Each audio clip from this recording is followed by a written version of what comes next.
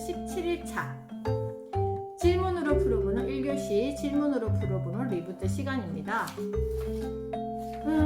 코로나가 우연히 우리에게 온 것이라고 생각하시나요? 우리 엄마들은 처음에 2020년 1월에 코로나를 만났을 때 어떻게 생각했어요? 그냥 뭐 가벼운 바이러스겠지? 라고 생각했어요. 아니면 그냥 우연히 뭔가 금방 끝날 거라 생각했다. 맞죠? 저희도 막 3월에 계약하지 못하고 혼란기가 왔을 때 언제 끝나노? 이런 말을 입에 달고 있었잖아요. 그래서 금방 끝날 거라 생각했다. 그런데 이렇게 1년이 지날 줄 우리 상상을 못했잖아요. 근데 우연히 온 것이라고 생각하세요? 오늘 볼 책에 보면 오늘 영화 컨테이전이 현실이 되다라고 맨 첫 장에 이렇게 적혀 있어요. 컨테이전이라는 말이 전염병인데 이 영화가 혹시 보신 분 계세요? 이 영화? 저 솔직히 아침에 수업 준비하면서 이 영화 제목을 보고 새벽에 이 영화를 봤어요. 넷플릭스에 있더라고요. 그래서 근데 이 영화가 깜짝 놀랐습니다. 언제 나왔을까요? 2011년도에 개봉된 영화였어요. 그런데 그 영화 저 봤어요. 너무 똑같지 않아요? 지금 상황과? 홍콩에서 발병된 이 바이러스를 아무도 모르잖아요. 그게 그 바이러스인지. 근데 지금 상황하고 너무 비슷해요.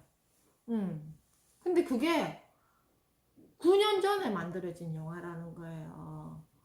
이미 그 전에 사스 바이러스 이런 것들 때문에 그 전에 뭐 패스트 그 다음에 뭐 흑사병 이런 것들이 역사적으로 그런 병균들 제레드 다이아몬드 교수의 총균세를 봐도 전쟁으로 인해서 죽은 사람의 어떤 수보다 균에 의해서 죽은 사람의 수가 더 많다라고 이렇게 통계도 나와 있는 것처럼 앞으로 이제는 그 어떤 만약에 뭐 백신이 개발되고 치료제가 뭐 비슷한 어떤 확률이 높은 백신이 개발되고 확률이 높은 치료제가 개발되어서 코로나를 우리가 잠시 잊을 때가 있지만 또 이것보다 더 강한 무언가가 반복되어서 우리 앞에 올 것이다. 그런데 코로나가 우연히 우리에게 온 것이라고 생각하셨어요? 저는 처음에는 우리가 이런 쪽으로 잘 모르잖아요. 그래서 코로나 처음에 우리가 코로나 했을 때 낯설기도 하고 그냥 지나가겠지 가볍게 좀 생각했어요 저는. 그런데 이런 생각은 못했죠. 코로나의 원인에 혹시 나도 포함되어 있을 것이라고 생각해 보신 적 있으세요? 코로나의 발병 원인에 나도 포함되어 있을 것이라고 생각해 보신 적은 있으세요 혹시? 저는 아니요. 그죠? 나하고는 관계없다. 내가 뭐, 야생동물 옆에 간 것도 아니고, 내가 막, 뭐, 이렇게 한 것도 아닌데, 중국에 가지도 않았는데, 나하고는 상관없어. 근데 이게 거시적인 관점에서 보면, 오늘 우리가 이야기할 주제에, 그 속에 나도 포함되어 있었습니다. 그래서, 오늘은 그런 이야기를 할 거고요. 그리고, 코로나 세 번째 질문. 코로나 세대라고 불리는 지금 최대 피해자는 누구일까요? 지금 코로나 세대라고 하잖아요. 이 코로나 세대의 최대 피해자는 누구라고 생각하세요? 아이들. 맞아요. 아이들. 우리 아이들. 맞아요. 그래서 우리가 빚진 마음으로 이거를 해결해야 된다. 해결이라기보다는 최소한 내가 할 수 있는 작은 것들을 찾아서 우리 아이들이 앞으로 살아갈 이 세상을 만들어 줘야죠. 우리가 너무 그 있잖아. 요즘에 영끌한다 그러잖아. 영끌해서 막 집도 사야 되고 막 주식 투자한다 이러는데 우리가 지구가 주어지는 어떤 자원이 한정되어 있는데 이미 저희 세대에서 연끌해서 다 써버린 거예요. 대출 받아가지고. 그래서 결국 우리 아이들은 결국 빚만 남겨놓고 이 지구를 살리기 위한 우리가 빚만 남겨놓고 간다라는 거예요. 그래서 지금부터는 정말 빚 갚는 마음으로 지구를 대해야 되고 우리 아이들이 살 여기를 만들어 주어야 된다가 오늘 전체 주제입니다. 그래서 질문으로 풀어보는 리부트. 코로나가 다시 거꾸로 가볼게요. 코로나가 우연히 우리에게 온 것이라고 생각하시나요? 저는 우연이 아니라고 생각합니다. 이거는 우연이 아니라 예측되어 있었던 상황이다. 이미 2011년도 9년 전에 작년 기준으로 9년 전에 지금 코로나 사태와 같은 영화가 똑같은 상황의 영화가 이미 만들어졌었다. 그래서 감독도 대단하지 않아요? 그 작가와 감독도. 자, 그리고 코로나의 원인에 혹시나도 포함되어 있을 것이라고 생각해 보신 적이 있으신가요? 아마 있을걸요. 우리도 포함되어 있어요.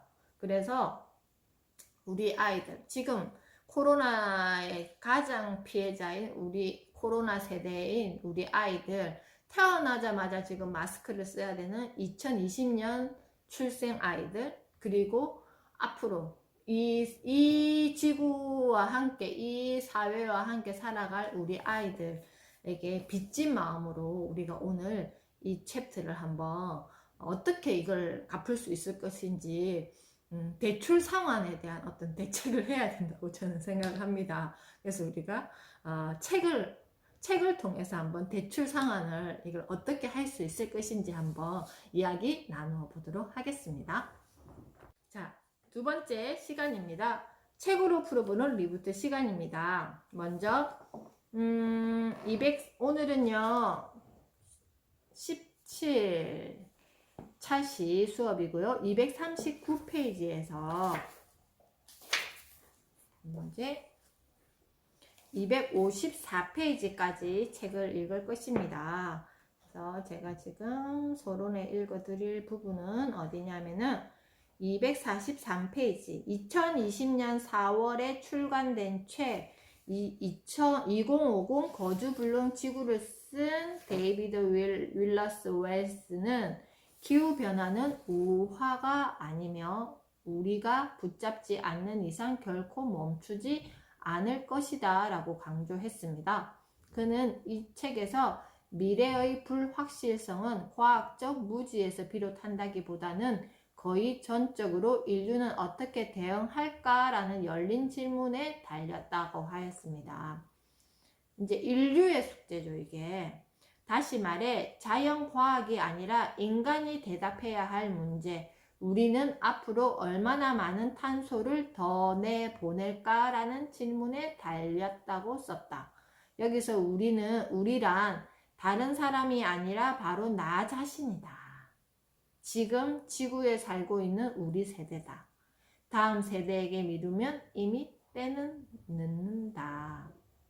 그래서 두 번째 질문에 코로나의 원인에 혹시나도 포함되어 있을 것이라고 생각해 보신 적 있으신가요?에 우리 속에 내가 있잖아요. 그래서 나도 포함되어 있다라고 제가 이야기를 드렸습니다.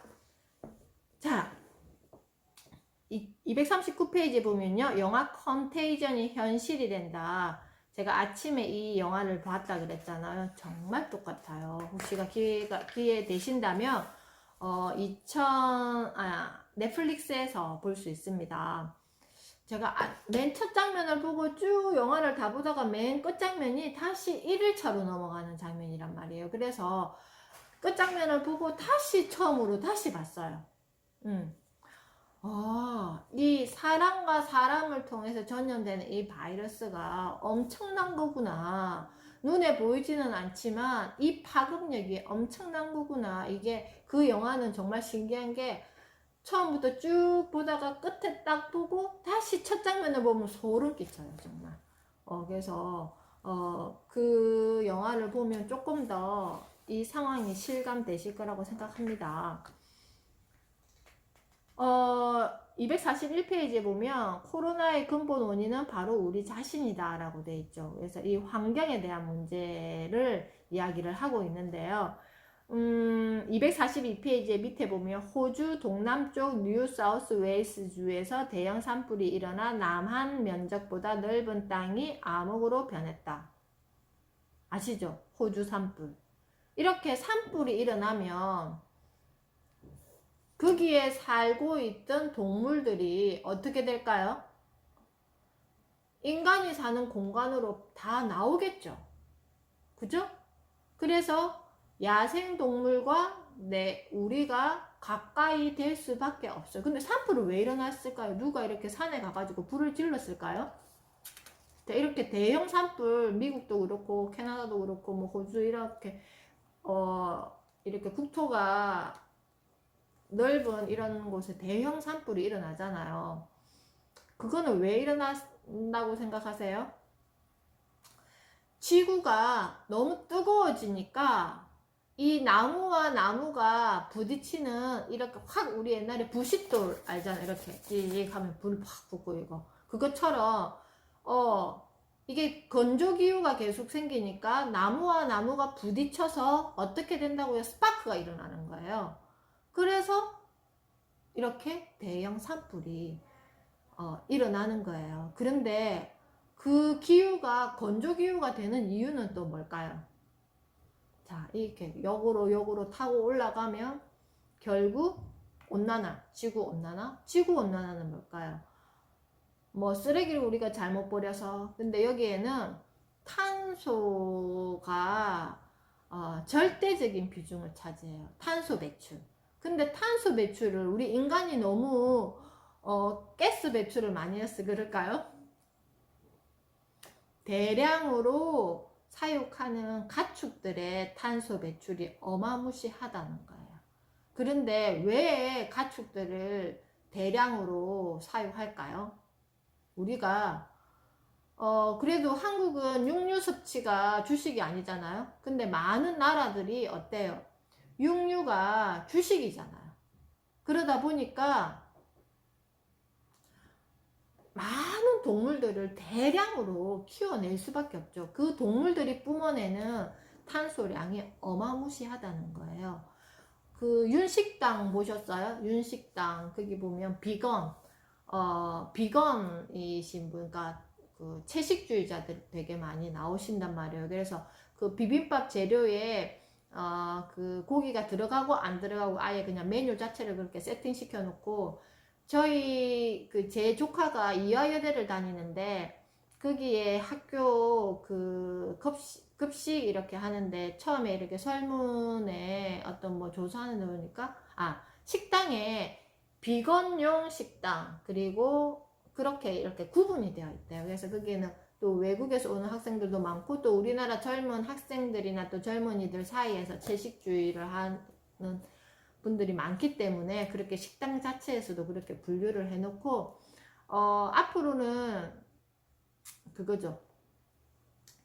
이거에 대해서 대책이 뭐냐면은 그런 햄버거도 나왔어. 이제는 육류도 진짜 그 육고기 맛이 나는 3D 프린트로 만드는 그 고기도 이제 만들어졌습니다. 그래서 그렇게 해서 햄버거 뭐라 그러죠? 햄버거 사이에 끼우는 그 고기, 그런 것도 3D 프린트로 만들어낸 게 햄버거 패티도 3D 프린트로 만들어서 햄버거를 지금 판매를 하고 있어요. 그래서 우리가 먹는 식자재, 그리고 이제는 집도 막 3D 프린트로 지을 수 있고, 옷, 그리고 먹는 음식 이런 것들. 그래서 제가 어젠가 뭐 어떤 그 책에 보니까 이제는 개인 3D 프린트를 다 이렇게 구비를 하면 식자재 그 다음에 의류에서 소비를 할 일이 없다, 뭐 이런 미래에는 그런 전망도 하더라고요. 그런 것처럼 이제 우리가 가급적 안 먹고 사용 안 하면 생산은 안 할 거잖아요. 그게 우리가 해야 될 역할이죠. 그래서 미국 캘리포니아에서 한 해 7천여 건의 산불이 발생하고 있고 지구 북반부인 알래스카마저 폭염에 시달리고 있으며 이로 인해 바다새의 집단 폐사가 이어졌고 유럽의 대다수 국가들이 폭염에 시달리고 있고 인도의 극심한 가뭄으로 인명피해와 경제적 피해를 입었다. 이게 다 어마무시한 탄소 배출 때문에 이런 일이 일어납니다.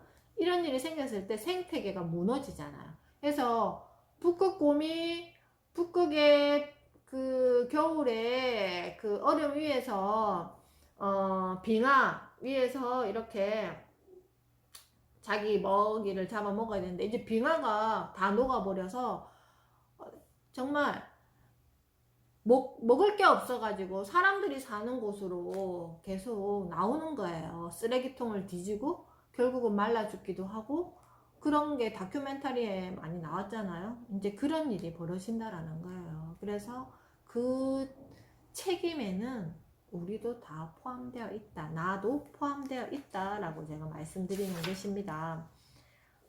244페이지. 지옥 같은 세상에 남겨질 아이들. 우리 아이들 이제 제 둘째가 중학교 이제 3학년 되는데요.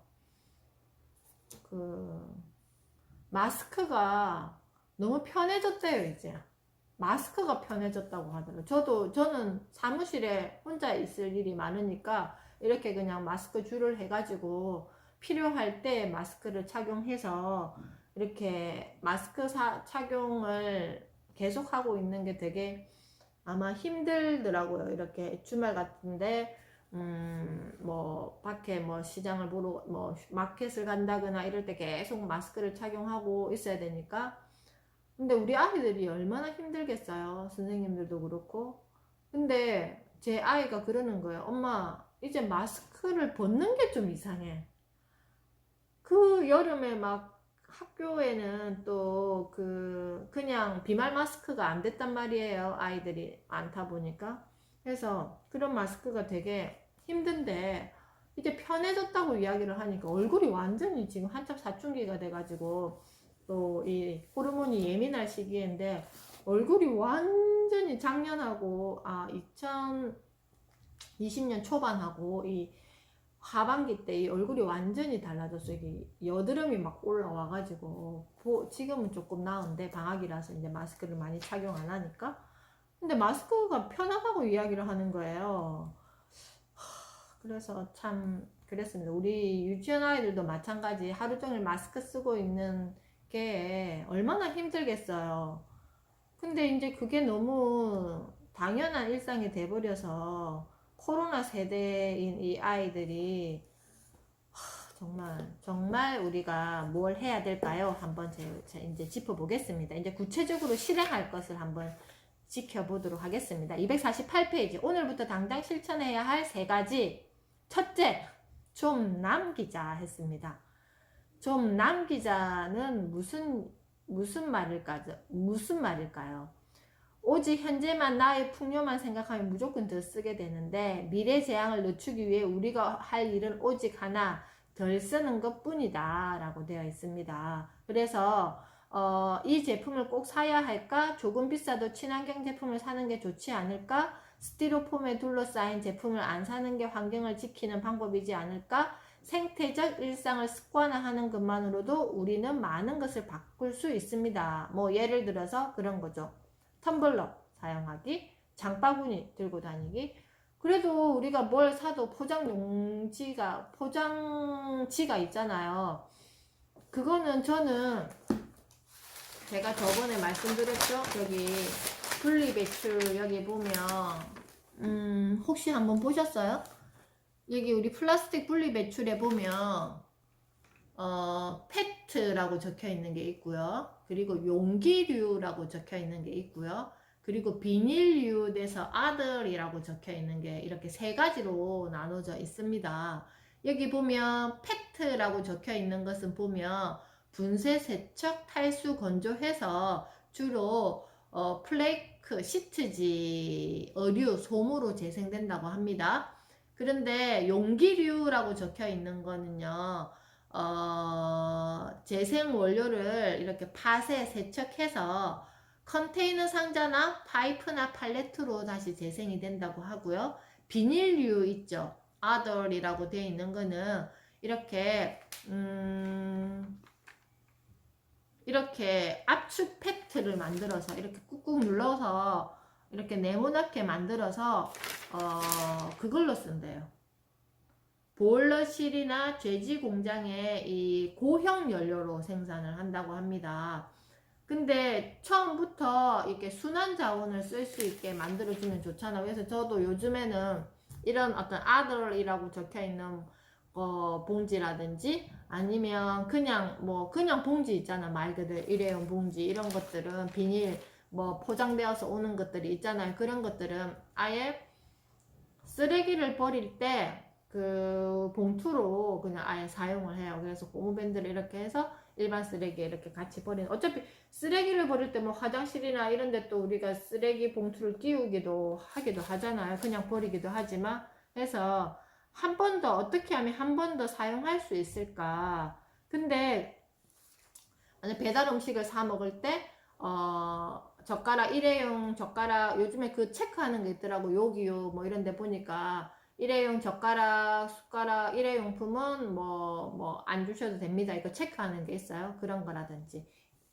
일상생활에서 우리가 분리배출에 대한 분리배출에 대한 어떤 정확한 그게 없어요. 우리나라가 아직 그게 정착이 안 돼 있는 것 같아요. 그래서 제대로 분리배출을 하더라도 사용을 제대로 못하고 있고, 만약에 나는 깨끗하게 버렸는데 그 속에 다른 또 지저분한 게 있으면 그거를 일일이 다시 분류하는데 인력이 또 소모가 되잖아요. 그래서 이게 제대로 사용 못하기 때문에 여기에 대한 어떤 체계가 제대로 잡혀 있어야 된다. 근데 나는 뭘 실천할 수 있지? 이런 거죠. 덜 쓰기, 덜 사용하기, 그리고 친환경 용품을 사용하자. 그래서 제가 오늘 이거 제로 플러스 해가지고 이게 뭐냐 하면은 저 아침에 원두 커피를 드립커피로 먹는데, 얼마 전에 와이즈 펀딩 아시죠? 펀딩에서 만약에 이거를 판매할 건데 200개 펀딩해서 구입이 오케이 되면 이거를 제작하는 그런 게 있어요. 그래서 거기에서 이 천년 펠프, 이게 제로 플러스라는 곳에서 100% 코튼 커피 필터 해서 더 제로샵에서 만들었네요. 그래서 이거는 세척해서 사용하는 이거를 구입을 했어요. 오늘 아침까지, 이게 오늘 도착했거든요. 그래서 오늘 아침까지 제가 사용했던 게 종이 필터를 사용했었는데, 이거는 사용하고 또 세척해서 쓸 수 있게 이렇게 구입을 했습니다. 이런 거. 뭐가 됐든 가급적이면 쓰레기가 많이 나오지 않게 하자. 그 다음에 250페이지. 둘째, 돈을 더 쓰자라고 되어 있습니다. 여기 보면 이 종이류 있죠. 종이가 그런 게 있어. 이게 종이를 만들려면 뭐가 필요해요? 우리 그거 다 알죠? 종이를 만들려면 나무가 필요하잖아요. 그런데 그 어느 지역에 그 종이를 생산할 수 있는 나무를 벌목할 수 있다라고 지정되어 있는 곳이 있고, 그냥 일반 우리가 사용하는 종이들은 그냥 나무들을 그냥 많이 이렇게 벌목한다라고 하더라고요. 그치. 여기 있구나. 여기에 보면 FSC라고 이 종이를 이렇게 적혀 있는 이런 종이류가 있어요. 이거는 뭐냐 하면은 종이를 만들 수 있는 나무를 벌목해서 만든 종이를 인정하는 마크예요, 이게. 그래서 우리 보통 요즘에 이런 마크를 흔히 좀 찾을 수 있어요. 한번 보세요. 그래서 가급적이면 무엇을 구입할 때 이렇게 마크가 되어 있는 것들을 구입하면 소비자가 구입하지 않으면 생산 라인에서 만들지 않겠죠. 그래서 조금 돈을 더 쓰더라도 이 책을 찍어내는 것과 우리가 일반 그냥 평소에 사용하는 종이를 찍어내는 것과 이 금액 차이는 굉장히 많이 나겠죠. 그런 것처럼 소비자가 제대로 알고 제대로 선택해서 소비할 수 있다. 그러면 조금 더 쓰겠죠, 돈을. 그리고 셋째, 좀 불편하자 해서 253페이지 보면 나는 조금 불편하지만 자동차를 최소로 타겠습니다. 나는 조금 불편하지만 전기를 최소로 쓰겠습니다. 나는 조금 불편하지만 물을 아껴 쓰겠습니다. 그래서 저는 요즘에 차를 좀 잘 안 타려고 그래요. 그래서 걸어 다니는 일이 많은데 주말에도 도서관 갈 때 저희 집에서 도서관까지 저 대경 파미르로 해서 제일중학교로 해서 저기 용두공원 가기 전 그 입구에서 쭉 내려가서 도서관에 가서 책을 빌려서 다시 이제 이렇게 걸어왔어요. 그래서 일석이조잖아요. 차 타지 않고 산책할 수 있고 걸을 수 있고 그랬더니 집에 왔더니 11,300걸음 이렇게 만보가 넘게 걸었더라고요. 그래서 가급적이면 저도 저기 밑에 뭐 치과 간다거나 이럴 때 요즘에는 거의 차를 타지 않고 해서 장바구니 같은 가방을 하나 메고 오면서 뭐 필요한 거 있으면 이렇게 사가지고 오기도 합니다. 그래서 254페이지. 우리가 쓴 만큼 돌려준다는 생각, 아이들이 쓸 미래 자원을 저축한다는 생각으로 조금만 쓰고 더 많이 남겨야 한다. 그것이 뭐라고요? 코로나 사태 이후 추가된 우리 어른들의 의무입니다. 그래서 우리 엄마들 더 잘 실천할 수 있을 것이라고 저는 생각해요. 그래서 이런 것들을 작은 실천, 나는 뭘 실천할 수 있을까? 오늘부터 나는 뭘 실천할 수 있을까를 고민하시면서 실천할 수 있는 우리 엄마들 되셨으면, 지혜로운 우리 엄마들, 우리 아이들의 미래를 위해서 열심히 갚아야 되겠죠? 자, 우리 실천하는 오늘 하루 보내주셨으면 좋겠습니다. 자, 시간입니다. 신문으로 풀어보는 리부트 시간입니다. 오늘의 키워드는요, 인물, 창업, 습관, 외유의 생활화.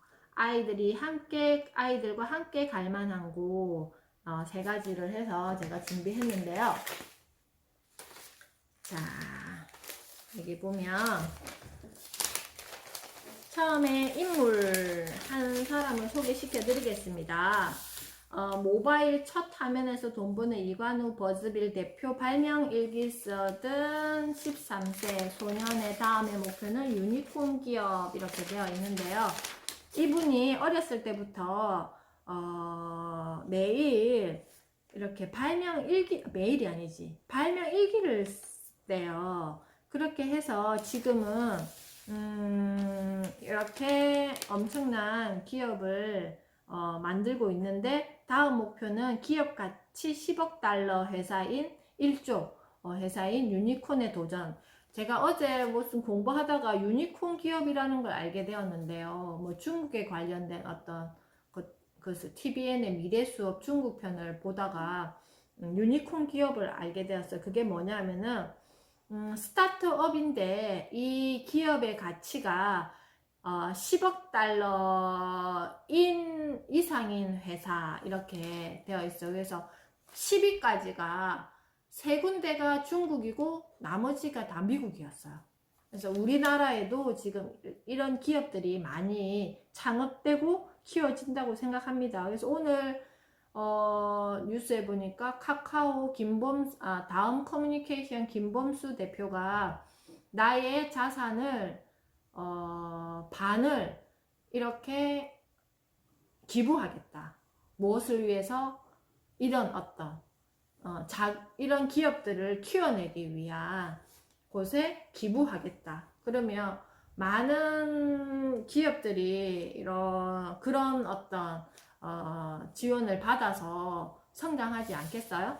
그래서 더 많이 우리 실리콘밸리 못지않은 우리나라에서도 이런 브레인들이 많이 생겼으면 좋겠습니다. 근데 여기서 중요하지, 제가 왜 이 기사를 가져왔냐면은 어렸을 때부터 이런 뭔가 아이가 잘하는 게 있을 거란 말이에요. 근데 그거에 대한 싹을 우리 엄마들이 꺾지 마시라는 거예요. 무엇을 통해서? 내가 만들어 놓은 내 프레임에 아이를 끼워 넣기 위해서 끄지 마시라는 거예요. 그래서 아이가 하고자 하는 것들을 잘 관찰해 보시고 조금 더 역량을 강화할 수 있게 우리 엄마들이 그 장을 마련해 주시면, 그게 뭐겠어요? 아이의 강점이 무엇인지 어떻게 내가 아이에게 질문을 해서 그 강점이 더 강하게 빛날 수 있을 것인지, 그리고 아이의 약점을 내가 어떻게 도와주면 그게 더 점핑할 수 있을 것인지를 잘 보시고 우리 엄마들이 도와주실 수 있어야 된다고 저는 생각을 합니다. 왜냐하면 학교 선생님이나 아니면 어떤 아이들을 도와줄 수 있는 누군가도 있겠지만, 저는 누구보다도 우리 엄마들이 엄마보다 아이를 더 잘 아는 사람은 없다라고 생각을 하거든요. 그래서 엄마의 힘이 매우 크다고 저는 생각합니다. 그리고 두 번째, 외요의 생활화. 우리 보통 아이들 이제 말문토임, 엄마 왜요? 엄마 왜요?